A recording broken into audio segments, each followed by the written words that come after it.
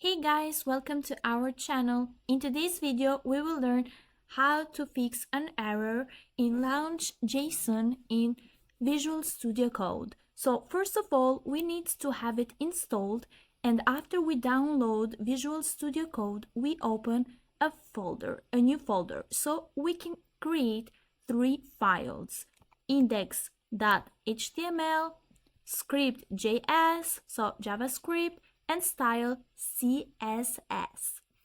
After that, I'll show you how to fix this error. So if we go over here in script JavaScript, the query selector, and if we go in style CSS, we will have all the code needed. But that's not the point. We need to go in index.html and mention the style.css. So we need to mention it here. And this one needs to be the same as this one over here.